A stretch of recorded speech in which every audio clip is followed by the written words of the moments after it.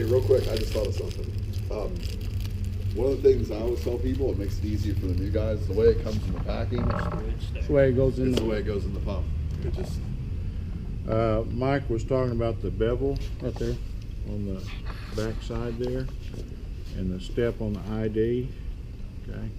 And that bevel always wants to go into the stuffing box first, okay?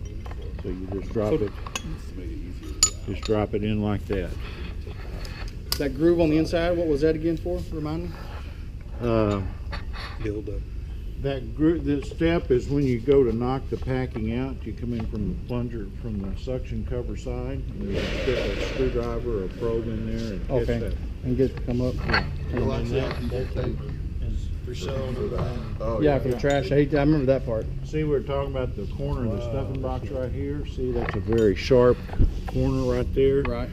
And sand and cement will get packed in that corner. And if you don't clean it out, if you had a square corner going in there, it would make this stand off and be crooked. Right. Just shuts the LCD off, save battery. They just film. So we got that in there. The next component that's going to go in is the header ring. Again, you got a flat surface here. You got this little tit on this side, okay? So it's going to go in just like that. It just drops right in there. This is the pressure ring. Again, you see the groove here that's going to mate up to the header ring tit that's in there. So you're just going to drop this in here like that.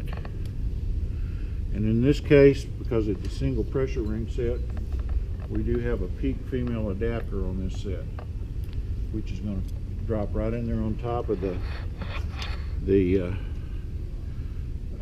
pressure ring. And then this is just a flat spacer, okay? And you're going to drop it in there like that. Now you see it's standing off about 1/4 of an inch or 1/8 of an inch. Yes, sir.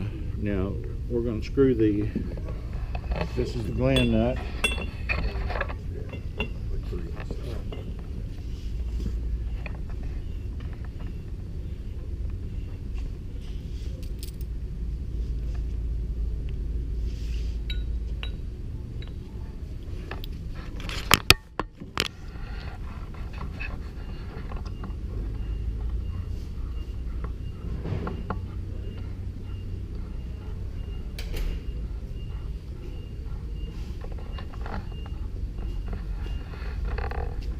At that point, that would be where we would be tightening the packing up to seat it, okay? And then we're going to take and back the gland nut off till it's loose, which is loose now. And then we're going to take and we're going to tighten it back up till we feel it just touch the packing set.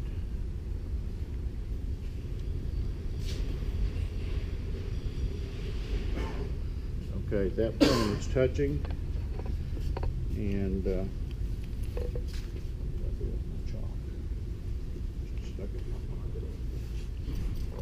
so what we would do is we would make a mark on our fluid end at the 12 o'clock position, okay? Make another mark here, and then we're going to back the gland nut off 1/4 of a turn to the 3 o'clock position, and we're going to make another mark.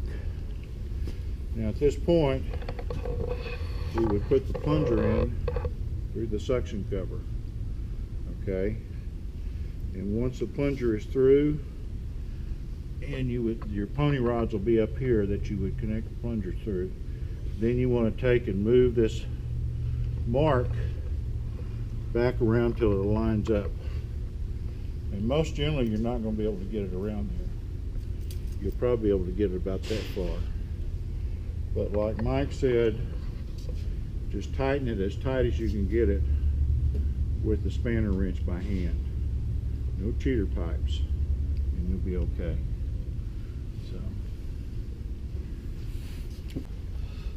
Guys, when you're out in the field doing this, I see it all the time, that the guys, their hands are trying to put in the junk ring, the starter ring, the first ring, and they inevitably cock it. And then they go to beating the shit out of it, right? They're going to get it back there. A little finesse with that goes a long way.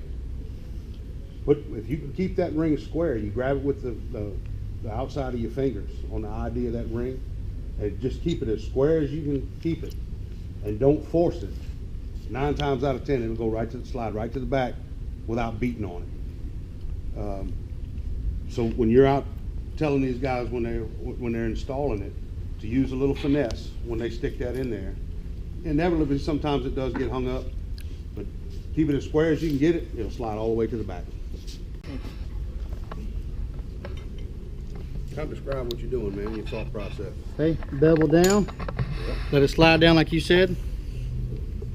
I forgot what all these rings are called. I'm still learning them. That's a header ring. Header ring, tit up.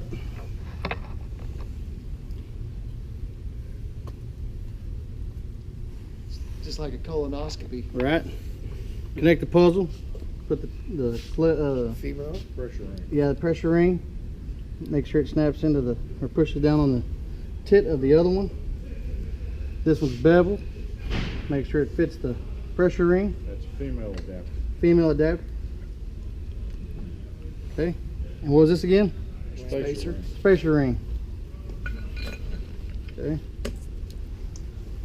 Take your cap. Didn't talk about inside, gentlemen, is the wiper ring. And I don't know if I can pull that out real quick. One of the things we didn't talk about was this wiper ring. And this particular one has an O-ring in it. It's a polypack, right? Actually, some of the new ones that we're running up in the Northeast don't have this O-ring in it. They're just a solid piece of rubber. But on a grease system, you want to tell those guys to make damn sure that that O-ring faces the power end, right? It faces away from the fluid end. Because on a grease system, what happens, sometimes you'll get overpressure in the gland. You know, in between the header ring and this seal, you get some overpressure. And this ring is designed to burp out the grease, right? And with the lips facing, the sealing lips facing away from the pressure, it's able to collapse and let the grease through. If it's installed with the pressure lips facing towards the pressure, it actually extrudes. It fans out. It tries to seal, but this is a rubber polypack that doesn't have the sealability that, let's say, a urethane polypack would have, and it extrudes and it pops, destroys the rubber. And once you destroy the wiper ring, what happens? That plunger comes out, especially by the blenders. That plunger comes out, and all that proppant, all that dust collects on that little film of grease, and you suck it right back into that packing set without wiping it off, and you get premature packing life. Well, when I visited, one of the things we didn't talk about was this wiper ring, and this particular one has an O-ring in it. It's a polypack, right?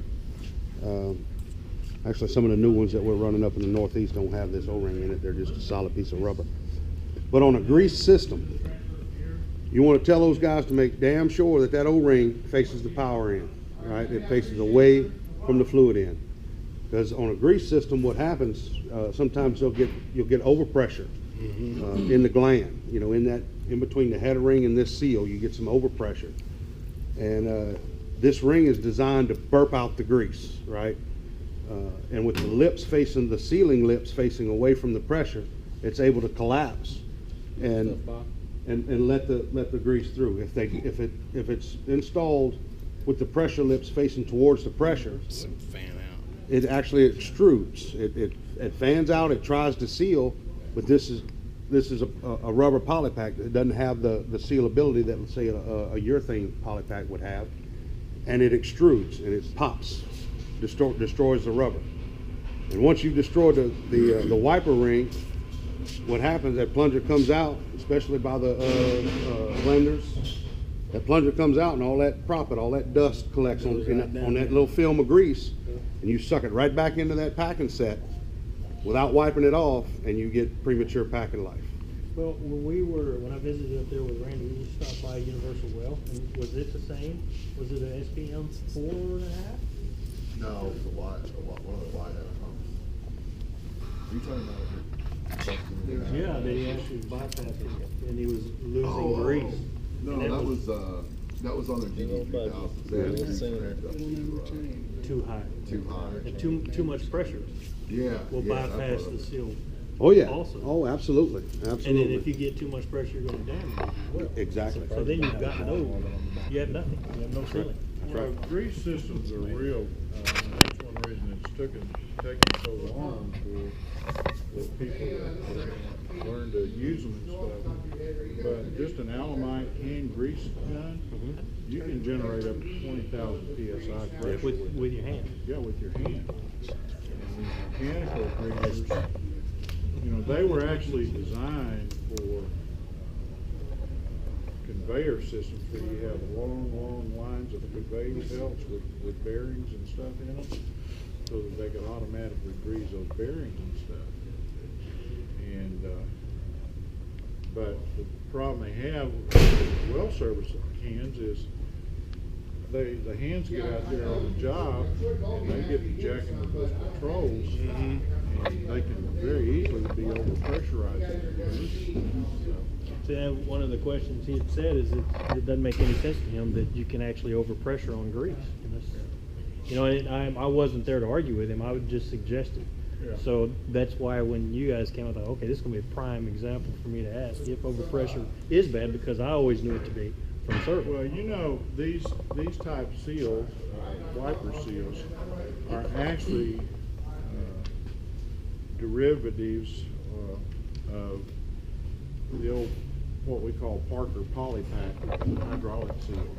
And those are actually designed for hydraulic cylinders, either for rod seals or piston seals. And they were designed to hold 5 or 10,000 PSI. So that seal can hold that much pressure, and if it holds that much pressure, it'll destroy the packing set underneath it. This rubber material may not get that high, but the urethanes do. When we're, again, guys, I'm trying to give you some ammunition when you're out there selling it. We do have another wiper. Randy and I have been successful running it at Universal. It basically takes this O-ring out. You don't have this O-ring in there. It's a solid piece of rubber. Is it not beveled a little bit? There is a little bump on it. But you can look at this It's not wiper. near as extreme, though. No, you see this wiper? You see that bevel right here? That's called a B-lip design. And to get to Charles's point about the hydraulics, the polypack design, it was designed to it was designed to float up. In other words, on that bevel, where that bevel meets the plunger or the rod, it was designed to leave lubrication on the rod, so it wouldn't burn up gland seals and rod seals in a hydraulic application. In our application, we're not trying to do that. Your lubrication point is inside of this seal, right? So you don't need to leave lubrication on the plunger. You can wipe that plunger off dry as a bone, and it's going to come back through your packing area, your lubrication area. So what we did on the new wiper, we left this heel wiper on here. It's a little bit of, you can feel that little edge on the backside. That's just to kind of aid in the wiping of the plunger. But we took this O-ring out, made it a solid piece of rubber, and also put a scraper lip on there instead of a B-lip. It's a sharp edge. Therefore, it doesn't want to ride up. All the particulates stay. It does its job. It does a wiper. And if you're familiar with hydraulic seals, wipers, they really became, in my experience, really became prevalent on offshore applications where the salt crystals would stick to the crane rods. So they needed an aggressive wiper to wipe those off before they pass through the rod seals and they get leaks. And that's where the aggressive wiper lip came from. They actually embed brass, Parker does, in some of their wipers. actually got a little bit of an edge on the They back sure do. side of it to where it looks like it's a small chamfer. Yep. And Like it's a that. piece of brass. So the theory behind using poly packs for a wiper in our application is flawed, in my opinion. Hence the reason we went with a scraper lip, a solid piece of rubber. You don't need to energize rubber. Rubber's already energized, so you don't need this. Does make it a little bit more worm proof out there to tell the guys to go O-ring faces out. But if you put that new wiper on your arm and you run it back and forth, man, you feel it scraping. So the guys get it, you know, and they face it the right way. And it also burps the grease out. But again, that's another aspect when you're, if you run into some roadblocks with some of the customers that we've had a test or it didn't work quite like they wanted to or whatever, you can use that new wiper as some features and some advantages to using CDI packing.